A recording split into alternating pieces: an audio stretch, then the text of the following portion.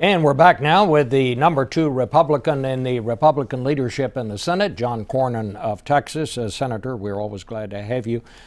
Is the Senate going to actually reduce funding for the Transportation Security Agency at this particular time? I know that seems to be the plan that's circulating up on Capitol Hill, but would this be the time to do that?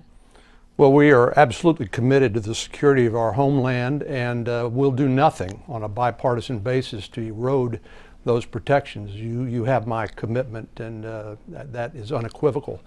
At the same time, the House now has passed or will pass, I believe, a $40 billion Department of Homeland Security appropriation bill, which is not exactly chicken feed, but we do need to make sure that that the different functions of the Homeland Security Department are funded.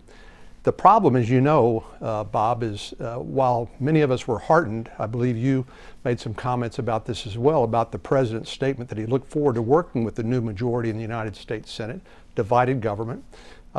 His actions seem to defy that, and indeed his unconstitutional executive action is something that we are not going to take lying down. It's something I think we are obligated to respond to. So a targeted way to try to address and defund that implementation of his unconstitutional executive action is something I think we need to do, but we're not going to take any chances with the homeland. Well, it sounds to me like you're saying that the new Congress is off to the same start kind of where it ended, that nobody can agree on everything and we're still in gridlock. Is that what you've come to tell us this morning? Absolutely not. I'm here to say that I'm optimistic, and I believe that there is a commitment. I certainly will make that commitment that we are going to be productive. If there's one message I got back home in Texas, it was people are tired of the dysfunction.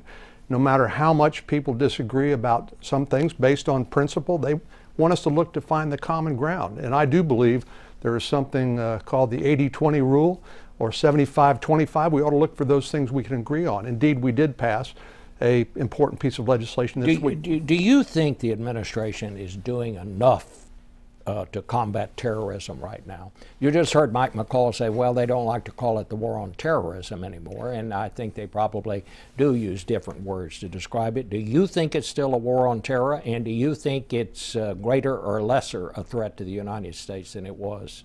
Well, I agree with Congressman McCall that the threats are certainly no less, and I do think they are arguably greater than they have been in the past, and certainly they've morphed into something different.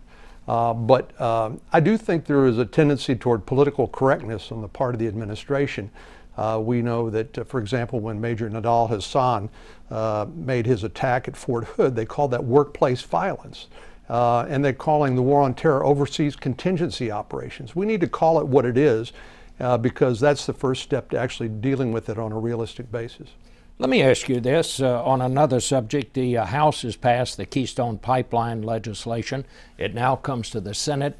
My sense of it is the Senate, with the Republicans and the majority, are going to pass it. The President says he's going to veto it. Do you, at this point, have the votes to override a presidential veto? Well, we don't know exactly how the bill will come out of the Senate. As you know, the new majority leader, Senator Mitch McConnell, is pledged an open process where anybody with a good idea can offer that and get a vote on it in the Senate. But right now, on the Keystone XL pipeline, we know there's a bipartisan group of roughly 63 senators who support that. And we have to do our job. The president we can't take the bait. We can't be deterred. We can't be dissuaded from doing our job if the president's unwilling to do his job or engage with us to try to find a constructive outcome. But I would say, listening to your answer here, at this point, you don't have the votes to override. You still have to find enough votes to override it if it comes to that. I think that's correct. And it could well happen by different amendments that get offered in the Senate. And of course, we've been so stuck on dysfunction that we haven't even engaged in the normal legislative process for a long time, including conference committees between the House and the Senate. I think there's a way forward. Do you think there's a way forward on, say, immigration, for example? I do. The president's made this harder, not easier. I was with a group of leaders after the election where the president said he was going to issue his executive action, and Speaker Boehner, Majority Leader McConnell, and others said you're going to poison the well and make it harder for us to do or to find consensus on some elements of the immigration problem.